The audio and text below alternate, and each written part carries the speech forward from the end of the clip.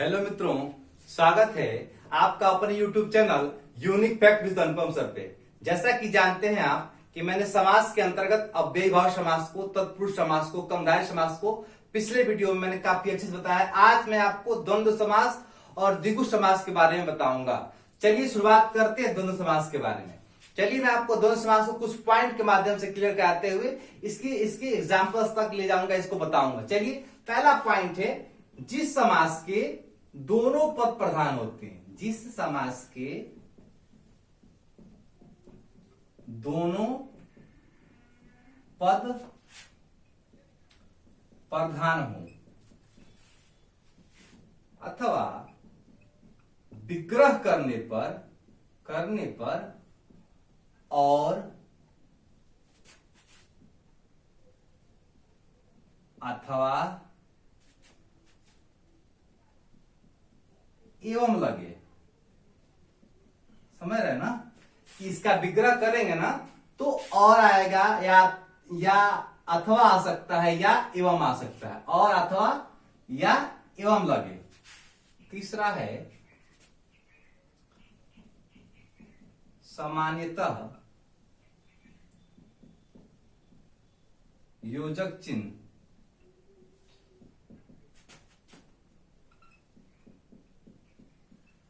लगता है। द्वंद्व समास के बारे में यही 3 पॉइंट आपको याद करने हैं। पहला पॉइंट है, जिस समास के दोनों पद प्रधान हो या विग्रह करने पर और अथवा या एवं लगे। सामान्यतः योजक चिन्ह का प्रयोग होता है। यही आपके 3 मुख्यतः बिंदु हैं जो आपको द्वंद्व समास में याद रखना है। अगर ये 3 बिंदु आपको याद है तो समझिए आपका द्वंद्व समास क्लियर है। इन तीनों बिंदुओं के माध्यम से मैं आपको एग्जाम्पल्स को अच्छे से समझाता हूं और बताता हूं कि कैसे द्वंद्व समास है। जैसे मैंने बताया, देखिए दिन है और रात है, माता है पिता है, सुख है दुख है, पाप है पुण्य है। तो इसमें दोनों पद क्या है? प्रधान है, और बीच में योजक चिन्ह लगा हुआ है। इसका हम विग्रह करेंगे तो होगा दिन और रात। यही ना होगा, दिन और रात। देखिए इसमें दोनों पद प्रधान है, माने दिन भी प्रधान है और रात भी प्रधान है। पहले पद को पूर्व पद और बाद वाले पद को उत्तर पद कहते हैं। इसलिए कौन सा समास है? द्वंद्व समास। देखिए बीच में योजक चिन्ह भी लगा हुआ है। कोई जरूरी नहीं है कि सब में योजक चिन्ह लगेगा। देखिए मैं आपको बताता हूं, जैसे आपका है अन्न जल, इसमें कहीं योजक चिन्ह लगा है, इसीलिए मैंने यहां सामान्यतः बोला है। इसका होगा अन्न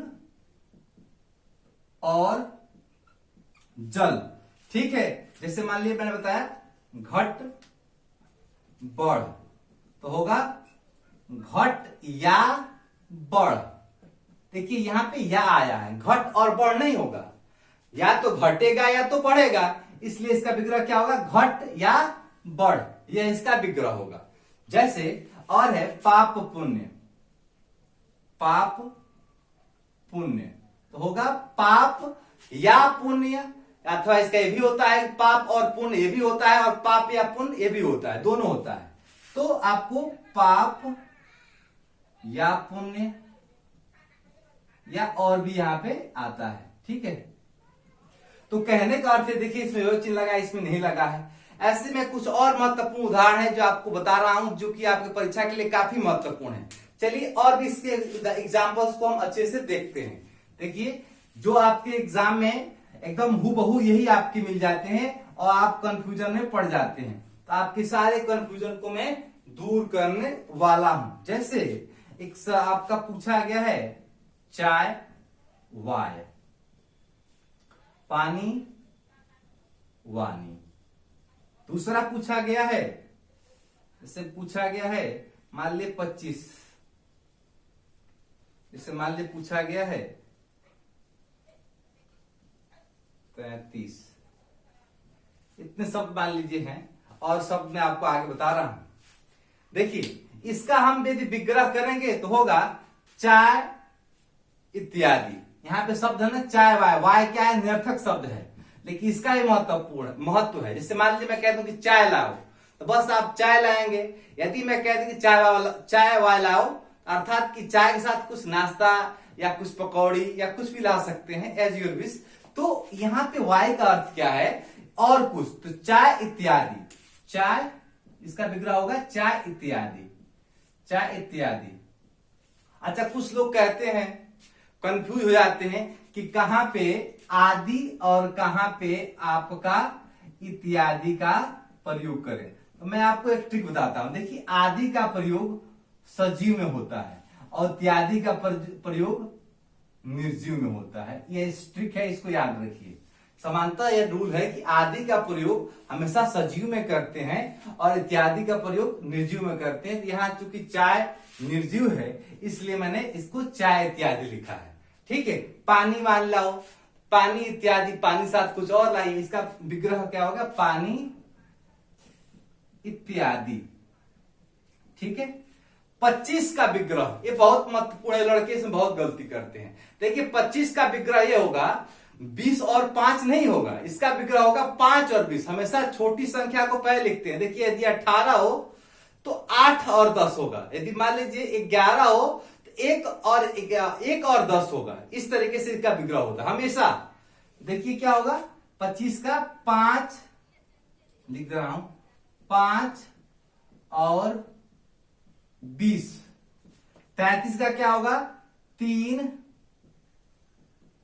और 30। देखिए सब में और आ रहा है, इत्यादि आ रहा है, तो मतलब कहने का अर्थ है कि इसका विग्रह करने पे आपका और अथवा या यम लगेगा, और दोनों पर प्रधान होगा, विभेद चिन्ह लगेगा। देखिए यहाँ पे विभेद चिन्ह नहीं लगा है, ठीक ना। और मैं आपके एग्जाम्पल बताता हूं कुछ जो कि आपके परीक्षा में बहुत ज्यादा बार पूछे गए हैं।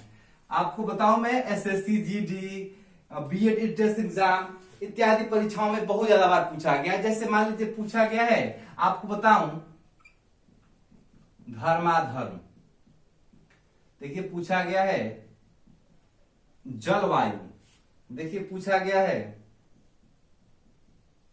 देवासुर, देखिए पूछा गया है कृष्णार्जुन, और पूछा गया है सत्य। इसको देखते हैं, यदि हम धर्माधर्म का करें तो होगा धर्म और अधर्म, इसका विग्रह होगा धर्म और अधर्म। जलवायु का विग्रह होगा जल और वायु। देवासुर का होगा देव और असुर। कृष्णार्जुन का होगा कृष्ण या अर्जुन, कृष्ण या अर्जुन, या अथवा ये भी होता है कृष्ण और अर्जुन, ये भी हो सकता है कृष्ण या अर्जुन। सत्य है तो सत्य और असत्य। यह आपके परीक्षा में, ये आपके स्टार प्रश्न बहुत ज्यादा बार पूछा गया है। प्रश्न आता है कि धर्माधर्म में कौन समास है, तो तुरंत इसका विग्रह कीजिए, धर्म और अधर्म, अर्थात और आ रहा है तो क्या होगा, द्वंद्व समास। जलवायु में कौन सा समास है, तो जल और वायु, अर्थात द्वंद्व समास। कहने का अर्थ है देवासुर, कृष्णार्जुन, सत्यासत्य, सभी ये कौन समास है, द्वंद्व समास। मैंने बताया कि जिस समास के दोनों पद प्रधान हो, द्वंद्व समास, विग्रह करने पर और आएगा, अथवा आएगा या एवं आएगा। समानता योजक चिन्ह लगा होगा, देखिए ऐसे बीच में योजक चिन्ह इसको ऐसा लगा होगा। ठीक है, तो आशा करता हूं आप द्वंद्व समास सीख गए होंगे। चलिए हम पढ़ते हैं आपको द्विगु समास के बारे में, जो कि काफी महत्वपूर्ण है। जितना महत्वपूर्ण आपका द्वंद्व समास है उतना ही महत्वपूर्ण आपका द्विगु समास है। मित्रों, मेरा वीडियो आपको बहुत पसंद आता हो तो प्लीज लाइक, शेयर और सब्सक्राइब कीजिए, ताकि मेरा भी मनोबल आगे बढ़े और मैं और वीडियो बनाऊं। ठीक है, चलिए पढ़ते हैं द्विगु समास। हमने द्वंद्व समास पढ़ा है और मैं पढ़ता हूं, अब मैं पढ़ाता हूं आपको द्विगु समास। चलिए इसको भी कुछ पॉइंट्स के बाद में जानते हैं। देखिए इसमें क्या होता है, पहला पद संख्या वाचक होता है। दूसरा हम जान सकते हैं कि यह संख्या का समूह दिखाता है, संख्या का समूह प्रकट करेगा। अगला है 1 से 10 तक की संख्याओं को ही माने आएगा, 1 से 10 तक की संख्याएं ही आपकी द्विगु समास में आएंगी। ये आपके 3 रूल्स है, समझिए बड़े महत्वपूर्ण है। कुछ लोग क्या कर लेते हैं 18 को ही मान लेते हैं, भाई देखिए पहला संख्या 18 है तो मान लेते हैं, ऐसा नहीं है।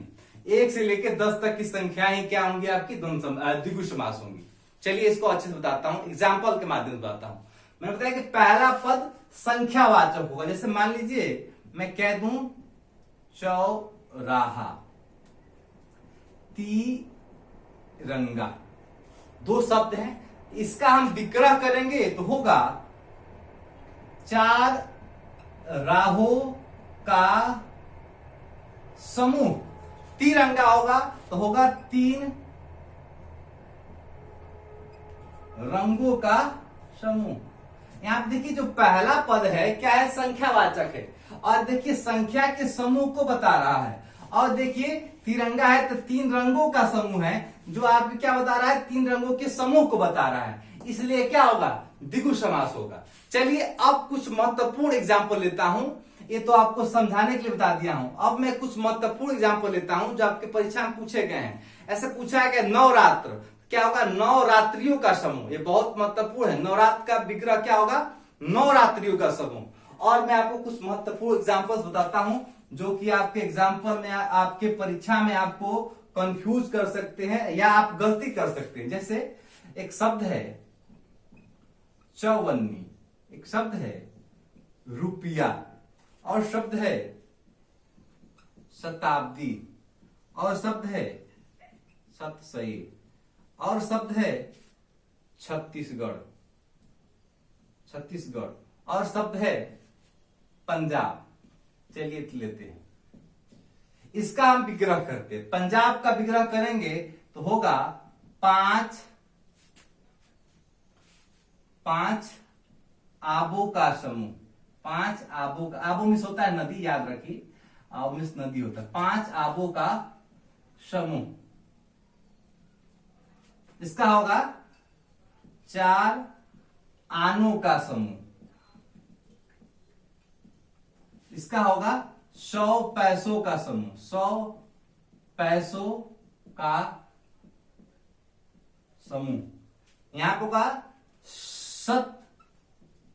सत माने 100 होता है, शत अवधियों का समूह, सतसई 700 दोहों का समूह, उसको हम सतसई कहते हैं। 700 दोहों का समूह। छत्तीसगढ़ 36 गढ़ों का समूह, छत्तीसगढ़। ये बहुत ज्यादा बार पूछे गए हैं। देखिए मैं आपको बता रहा हूं, यदि आपके परीक्षा में ये पूछे कि पंजाब कौन सा समास है, आपको सीधा बताना है द्विगु समास। परंतु यही पंजाब यदि लिख दे ऐसे आपके परीक्षा में कि मोहन या सोहन पंजाब जाता है, सोहन पंजाब जाता है, तो यहां पे तो 5 नदियों का समूह हुआ नहीं, यहां तो एक स्थान का नाम ले लिया, तो वहां पे क्या हो जाएगा आपका बहुब्रीहि समास। जहां पे किसी व्यक्ति के साथ संबंध होके, जैसे मान ले कह दे कि राम पंजाब जाता है, तो वहां पे पंजाब का अर्थ तीसरा हो जाएगा, एक स्थान का नाम हो जाएगा, इसलिए पंजाब वहां पे क्या हो जाएगा, बहुब्रीहि समास हो जाएगा, जो कि मैं अगले वीडियो में बताने वाला हूं। बहुब्रीहि समास और नद समास को अच्छे से बताने वाला हूं। देखिए चौवन्नी है तो 4 आनों का समूह है, इसका लोग विग्रह नहीं कर पाते। रुपया है तो 16 आनों का समूह लोग बोल देते हैं, जो कि गलत है। यहाँ पे क्या होगा, 100 पैसों का समूह होगा। ऐसे शताब्दी है तो 7 अवधियों का समूह, अर्थात 100 वर्षों का, अवधि में होता है वर्ष, 7 अवधियों का समूह अर्थात कि 100 वर्षों का समूह क्या कहलाता है, शताब्दी। सतसई 702 का समूह, ठीक है, तो उसे कहते हैं सतसई। सतसई कौन सा समास है आपका, द्विगु समास है। अगला है छत्तीसगढ़। छत्तीसगढ़ क्या है, 36 गढ़ों का समूह है। यदि हम इसको ये कर दें कि जैसे मान लीजिए कह दें कि छोटू छत्तीसगढ़ जाता है, तो यहाँ पे छत्तीसगढ़ एक स्थान का नाम हो गया, इसलिए छत्तीसगढ़ बहुब्रीहि समास हो जाएगा, ठीक है। यदि छत्तीसगढ़ बड़ा एक संख्या हो के रूप में आ जाए, जैसे मान लीजिए 36 गढ़ों का समूह, तब तो आपका द्विगु समास होगा। लेकिन यदि वही कह दे कि छोटू छत्तीसगढ़ जाता है, तो वहां पे क्या होगा, छत्तीसगढ़ हो जाएगा आपका बहुब्रीहि समास हो जाएगा। आशा करता हूं कि आप इस वीडियो में द्विगु समास और द्वंद्व समास को काफी अच्छे से सीखे होंगे। तब तक के लिए मुझे इजाजत दीजिए। जय हिंद।